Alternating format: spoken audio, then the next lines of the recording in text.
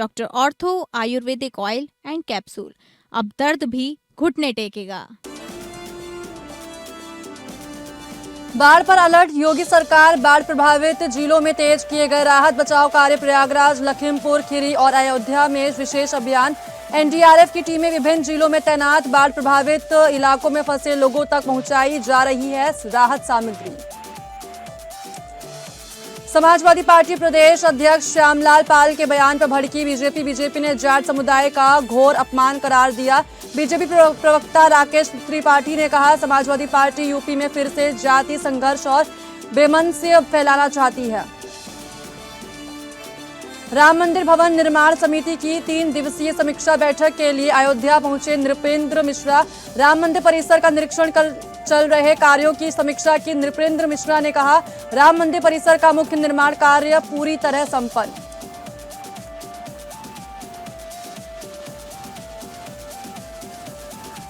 नमस्कार, स्वागत है आप सभी का उत्तर प्रदेश बुलेटिन में। मैं हूं आपके साथ साक्षी मिश्रा। तो चलिए खबरों का रुख करते हैं।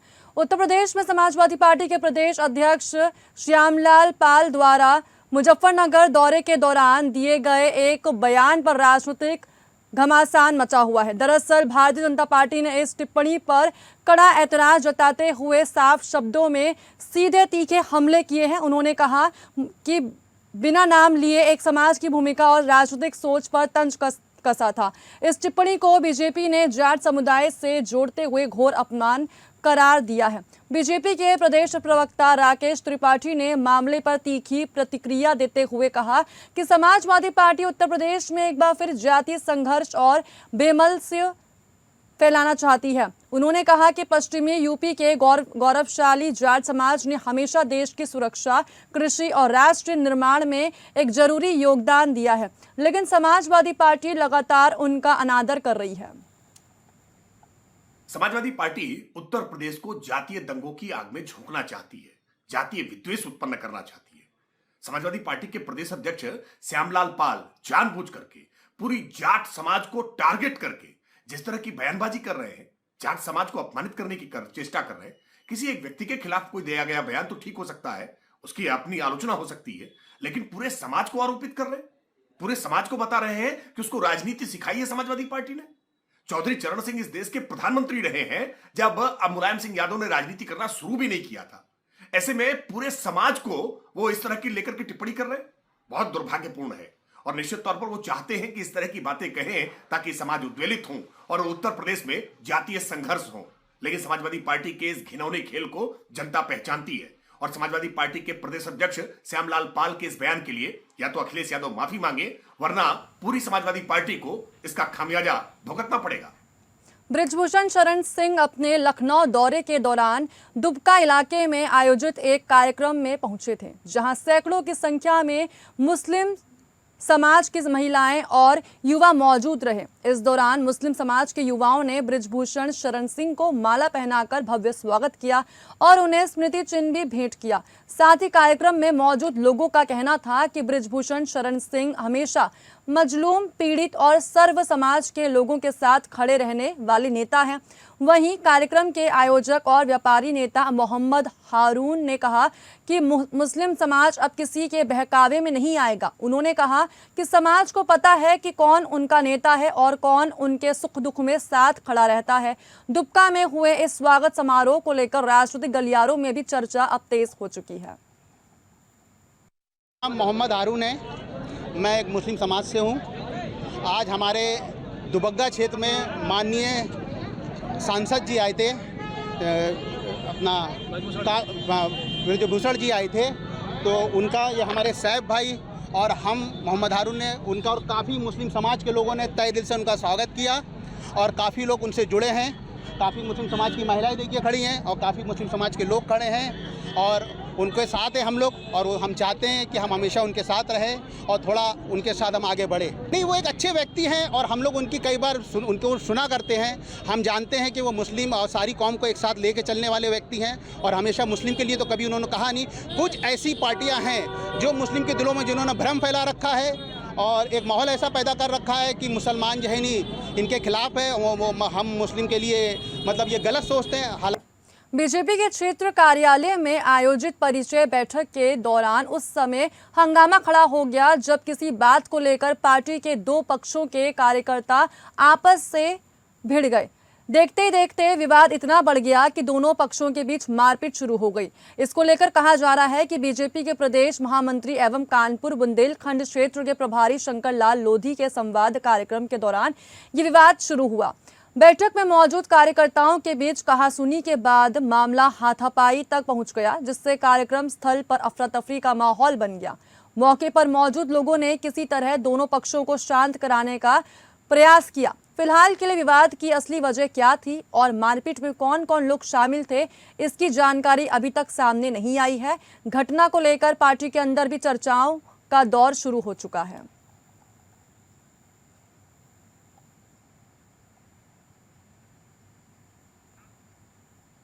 सीएम योगी आदित्यनाथ के निर्देश पर प्रशासनिक अधिकारी और एनडीआरएफ, एसडीआरएफ की टीम ग्राउंड जीरो पर बाराबंकी, गोंडा, लखीमपुर खीरी और प्रयागराज में युद्ध स्तर पर राहत कार्य जारी है। बाढ़ प्रभावित इलाकों में फंसे लोगों तक पहुंचाई जा रही है राहत सामग्री।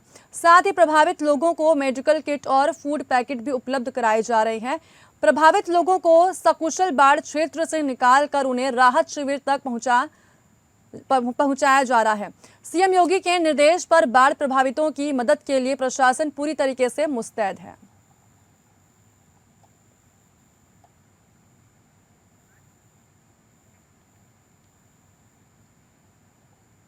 अयोध्या में राम मंदिर भवन निर्माण समिति के अध्यक्ष नृपेंद्र मिश्रा 3 दिवसीय समीक्षा बैठक के लिए अयोध्या पहुंचे।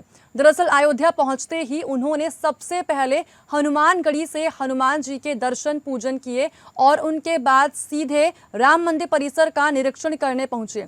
परिसर में चल रहे कार्यों की समीक्षा के बाद नृपेंद्र मिश्रा ने मीडिया को एक जरूरी जानकारी दी। नृपेंद्र मिश्रा ने बताया कि राम मंदिर परिसर का मुख्य निर्माण कार्य अब पूरी तरीके से संपन्न हो चुका है। मंदिर का गर्भगृह, शिखर, परकोटा और परिसर के बाकी प्रमुख भवन तैयार है। अब केवल एक औपचारिक कार्य शेष है।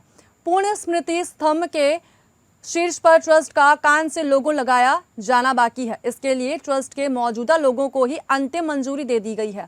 जल्द ही इसे स्थापित कर दिया जाएगा, जिसके साथ ही निर्माण का अध्याय औपचारिक रूप से पूरा हो जाएगा। इसके साथ ही ट्रस्ट सूत्रों के मुताबिक कहा जा रहा है कि मुख्य मंदिर के अलावा बाउंड्री वॉल और ऑडिटोरियम जैसे 2 प्रोजेक्ट पर काम अभी जारी है, जिन्हें इस साल के अंत तक पूरा करने का लक्ष्य रखा गया है। साथ ही निर्माण पूरा होने के बाद अब ट्रस्ट का पूरा फोकस रामकथा संग्रहालय पर है। नृपेंद्र मिश्रा ने बताया कि संग्रहालय को विश्व स्तरीय बनाने की तैयारी है। उन्होंने इसको लेकर जानकारी दी है कि संग्रहालय की सभी 20 गैलरियों की स्क्रिप्ट और स्टोरी लाइन पूरी तरीके से तैयार हो चुकी है। इन गैलरियों में भारत की पवित्र नदियों से राम की यात्रा और दिव्य दर्शन जैसी इमर्सिव गैलरी शामिल होंगी।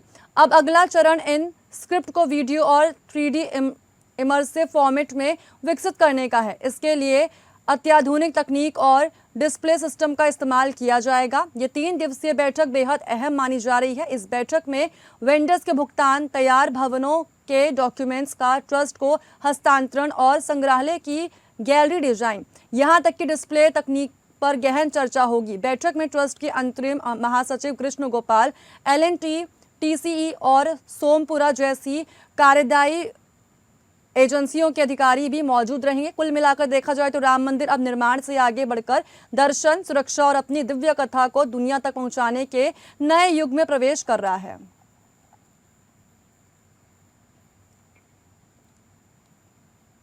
धार्मिक नगरी अयोध्या में सावन मेले को लेकर नगर निगम ने व्यवस्थाओं को लेकर अपनी तैयारी तेज कर दी है। बता दें कि श्रद्धालुओं की सुविधा और शहर की व्यवस्था को बेहतर बनाए रखने के लिए निगम की टीमें लगातार विभिन्न क्षेत्रों में निरीक्षण और व्यवस्थाओं की निगरानी कर रही है। इसके साथ ही महापौर गिरीशपति त्रिपाठी ने बताया कि मेले को लेकर नगर निगम की टीमें लगातार सक्रिय हैं और श्रद्धालुओं की सुविधा के लिए 4 प्रमुख स्थलों पर विशेष कैंप लगाए गए हैं, जहां बरसात से बचाव समेत सभी व्यवस्थाएं की गई हैं। उन्होंने इसको लेकर कहा कि वो खुद नगर आयुक्त और पूरी टीम लगातार शहर का भ्रमण कर व्यवस्थाओं का जायजा ले रही है। हमारा प्रयास है कि अयोध्या आने वाले लाखों श्रद्धालुओं के और स्थानीय नागरिकों को स्वच्छता, पेयजल और मार्ग प्रकाश को लेकर किसी प्रकार की असुविधा ना होने पाए। इस सभी व्यवस्थाओं को इष्टतम स्तर तक ले जाया गया है और लगातार मेंटेन किया जा रहा है। महापौर गिरीशपति त्रिपाठी ने कहा कि सावन मेला एक लंबा और बड़ा सांस्कृतिक उत्सव है जो मुख्य रूप से शाम के समय होता है। इसीलिए नगर निगम की सफाई टीमें 24 घंटे लगातार काम कर रही है। मंदिरों के आसपास स्वच्छता की स्थिति को देखा जा सकता है। साथ ही नगर निगम ने महानगरवासियों और श्रद्धालुओं को भरोसा दिलाया है कि उनकी सुख सुविधा में कोई कोर कसर नहीं छोड़ी जाएगी।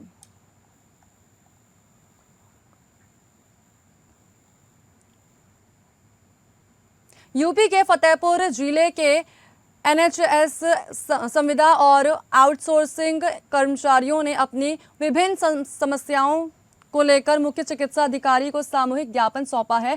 कर्मचारियों का इसको लेकर आरोप ये लग रहे हैं कि मानदेय भुगतान में देरी, स्थानांतरण और अवकाश से जुड़े मामलों समेत कई समस्याओं को लेकर उन्हें मानसिक दबाव का सामना करना पड़ रहा है। साथ ही संगठन ने शासनादेशों का हवाला देते हुए समस्याओं के समाधान की मांग की है। ज्ञापन में कर्मचारियों ने सबसे पहले मांग की है कि जनपद में कार्यरत सभी संविदा और आउटसोर्सिंग कर्मचारियों का मानदेय शासन की मंशा के अनुरूप महीने के पहले सप्ताह में सुनिश्चित कराया जाए। वहीं कर्मचारियों ने एनएचएम कर्मचारियों के जनपद स्तर पर स्थानांतरण को लेकर भी सवाल उठाए हैं। कर्मचारियों ने सीएचसी और पीएचसी में कार्यरत कर्मचारियों से जुड़े अवकाश और वेतन संबंधी मामलों में भी उचित कार्रवाई की मांग की है। संगठन का इसको लेकर कहना है कि ऐसी कार्रवाई से कर्मचारियों के बीच भय और मानसिक दबाव का माहौल बन रहा है। ज्ञापन में एनएचएम के अंतर्गत मृतक कर्मचारी के आश्रित को मिलने वाली बीमा राशि का मामला भी उठाया गया है। कर्मचारियों का इसको लेकर कहना है कि आवश्यक औपचारिकताएं पूरी होने के बावजूद बीमा राशि अभी तक लंबित है, जिसे जल्द उपलब्ध कराया जाए। ज्ञापन में कर्मचारी के चिकित्सकीय अवकाश और वर्क नो पे से जुड़े मामले में भी मानवीय दृष्टिकोण अपनाते हुए उचित कार्रवाई की मांग की गई है। क्या है कि जिला फतेहपुर में जो एनएचएम कर्मी हैं, संविदा कर्मी, उनका कुछ मानसिक उत्पीड़न किया गया है। परेशान है अपने मुख्य चिकित्सालय महोदय से, तो उनके लिए हम लोगों ने ज्ञापन देने का काम किया कि महोदय जी, हमारे एनएचएम कर्मी का मानसिक उत्पीड़न किया जा रहा है, उनका ट्रांसफ़र किया जा रहा है, समय से वेतन नहीं दिया जा रहा है। कुछ एनएचएम कर्मी हैं जिनको ट्रांसफ़र कर दिया गया है। देखिए, ऐसा है ना कि जो सैलरी का सवाल है, तो सैलरी में कुछ पोर्टल में चेंजेस हुए हैं। इसकी वजह से 7 या 8 दिन का समय उसमें लग रहा है, मगर इससे पूर्व करीब 1 हफ्ते पहले ही मेरे द्वारा आदेश जारी कर दिए गए हैं कि 20 तारीख। कुशीनगर के मूल निवासी वरिष्ठ अधिवक्ता प्रदीप राय के द्वारा सुप्रीम कोर्ट बार एसोसिएशन के अध्यक्ष पद पर ऐतिहासिक जीत के बाद जनपद में जश्न का माहौल देखने को मिला। सिविल कोर्ट बार एसोसिएशन कसिया कुशीनगर पदाधिकारियों ने जीत का जश्न मनाया। यहां तक कि जिला अध्यक्ष ओमकार नाथ पांडे सहित अन्य पदाधिकारियों ने इसे कुशीनगर के लिए ऐतिहासिक पल बताया है। कुशीनगर के लाल प्रदीप राय ने सुप्रीम कोर्ट बार एसोसिएशन के अध्यक्ष पद को सुशोभित किया है और सुप्रीम कोर्ट में झंडा गाड़ा है। हम अभी मौजूद हैं कसिया के न्यायालय में। यहाँ पर अधिवक्तागण हैं जो कि बार एसोसिएशन के अध्यक्ष सहित अन्य पदाधिकारी, हम इनसे बात करेंगे। इस जीत को आप किस तरह देखते हैं? ये जीत प्रदीप राय जी की व्यक्तिगत जीत के साथ ही अधिवक्ता समुदाय, कुशीनगर का पूरा अधिवक्ता समुदाय हर्षोल्लासित है। निश्चित रूप से वो एक बार के सुप्रीम कोर्ट बार एसोसिएशन के उपाध्यक्ष रहे और इस बार उन्होंने जीत कर दिखा दिया कि वो सुप्रीम कोर्ट में कितने लोकप्रिय हैं, वो कर्तव्यनिष्ठ हैं और उनकी कर्तव्यनिष्ठा, मेहनत, लगन, ईमानदारी के बदौलत आज उन्होंने ये मुकाम हासिल किया है। कुशीनगर के साथ साथ पूरे उत्तर प्रदेश का गौरव बढ़ाया है। आज हमारे कसिया की मिट्टी का लाल अगर सुप्रीम कोर्ट बार एसोसिएशन का अध्यक्ष है तो निश्चित रूप से ये पूरे प्रदेश के लिए, पूरे जिले के लिए, हमारे बार एसोसिएशन के लिए बहुत गर्व की बात है। और हम लोग तो चाहेंगे कि जब भी मौका मिले तो उनको अपने बार में बुला के उनको सम्मानित करें, स्वागत करें। आप इस जीत को कैसे देखते हैं? ग्रामीण अंचल से निकले हैं, वहां तक पहुंचे।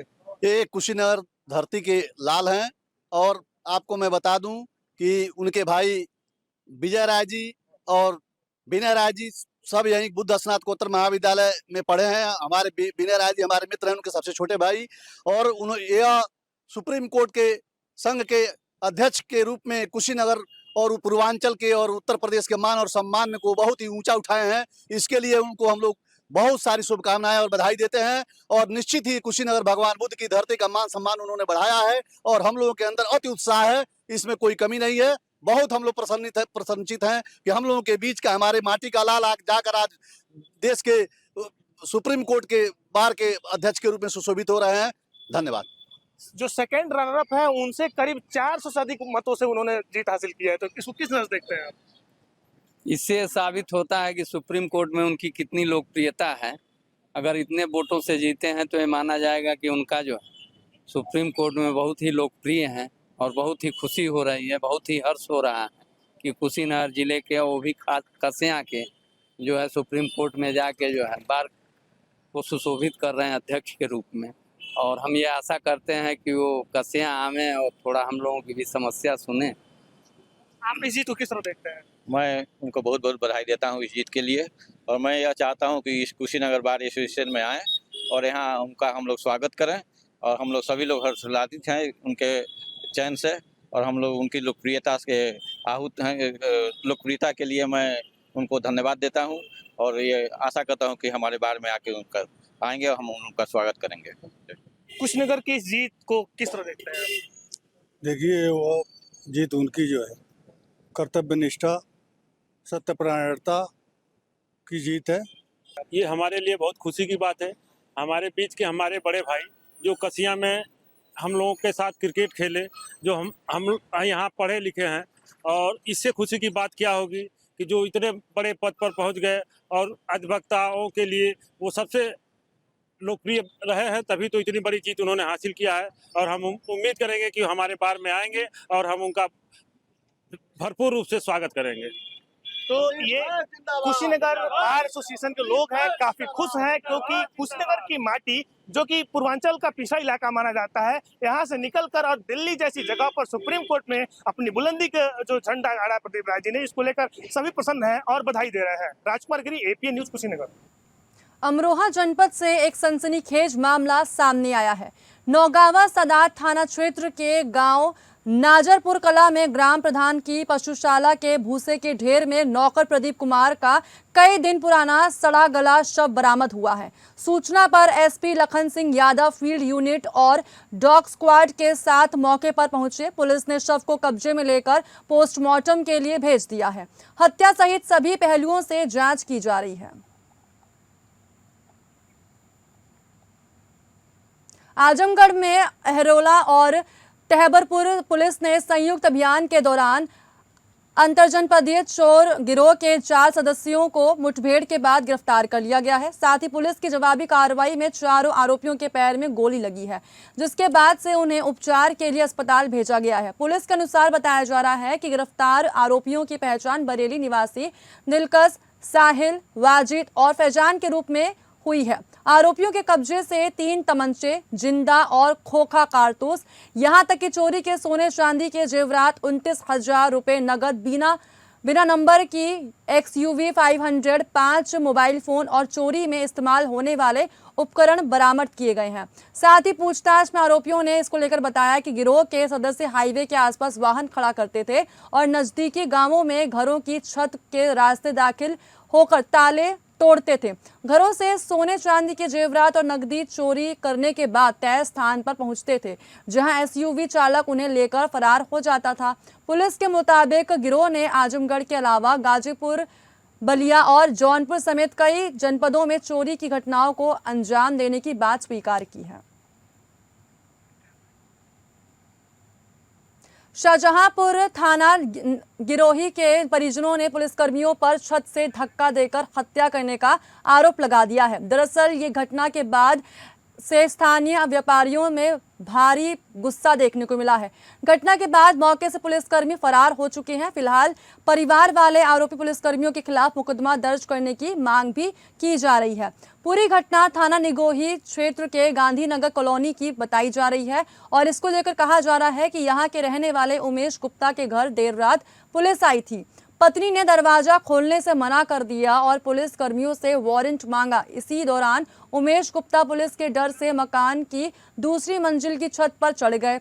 दरवाजा खोलने पर पुलिसकर्मी भी छत की तरफ गए। साथ ही इसके बाद घर में घुसे पुलिसकर्मी गाड़ियों से फरार हो गए। नीचे उतरने पर परिजनों ने देखा तो उमेश गुप्ता मकान के पीछे गली में मृतक अवस्था में पड़े हुए थे। व्यापारी की मौत के बाद परिजनों में हड़कंप मच गया। इस बुलेटिन में बस इतना ही। नमस्कार।